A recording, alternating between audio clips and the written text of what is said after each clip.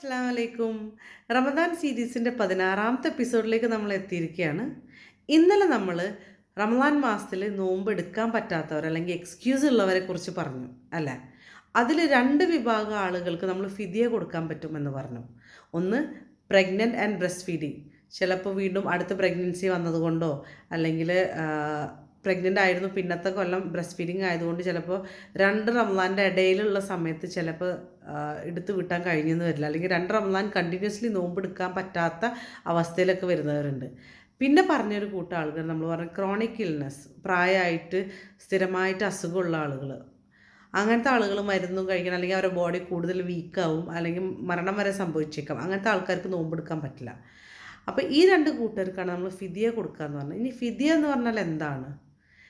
ഫിദിയ ശരിക്കും പറഞ്ഞാൽ ഏത് നാട്ടിലാണോ ആ നാട്ടിലത്തെ ഭക്ഷണം എന്താണോ, സ്റ്റേപ്പിൾ ഫുഡ് എന്താണോ, അതാണ് നമ്മൾ ഫിദിയ ആയിട്ട് കൊടുക്കേണ്ടത്.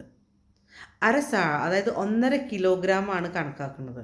നമ്മളെ നാട്ടിലൊക്കെ ഇപ്പോൾ കൂടുതലും അരിയാണ്.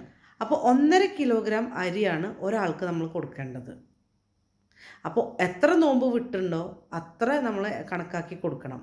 അതായത് നമ്മൾ 30 നോമ്പ് വിട്ടിട്ടുണ്ടെങ്കിൽ 30 ഇൻറ്റു 1.5 കണക്കാക്കിയിട്ട് നമ്മൾ കൊടുക്കണം. പിന്നെ ഫിദിയ കൊടുക്കുമ്പോൾ ആ ഭക്ഷണത്തിൻ്റെ അല്ലെങ്കിൽ അരിയുടെ തുല്യമായ പൈസ കണക്കാക്കിയിട്ട് പൈസ കൊടുത്താൽ മതിയോ എന്നൊരു ചോദ്യമുണ്ട്. ഇല്ല, നമുക്ക് പൈസ കൊടുക്കാൻ പറ്റില്ല. അത് ഭക്ഷണമായിട്ട് തന്നെ കൊടുക്കണം. എന്താണോ ആ നാട്ടിലെ ആഹാരം അത് കൊടുക്കണം. അപ്പം നമ്മൾക്ക് അരിയായിട്ട് തന്നെ കൊടുക്കണം. അപ്പോൾ ഓരോ നോമ്പിനും 1.5 കിലോഗ്രാം അരി കണക്കാക്കിയിട്ട് കൊടുക്കണം.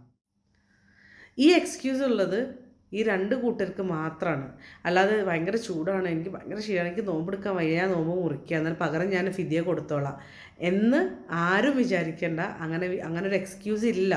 അങ്ങനെ നോമ്പ് മുറിക്കുന്നവർക്കാണ് ആ ഹദീസിൽ പറഞ്ഞത് നരകത്തിലെ ശിക്ഷ, ഭയങ്കരമായ ശിക്ഷ പറഞ്ഞത്. അപ്പോൾ ഇനി നമുക്ക് അടുത്ത എപ്പിസോഡിൽ കാണാം. അസ്സലാമു അലൈക്കും വറഹ്മത്തുള്ളാഹി വബറകാതുഹു.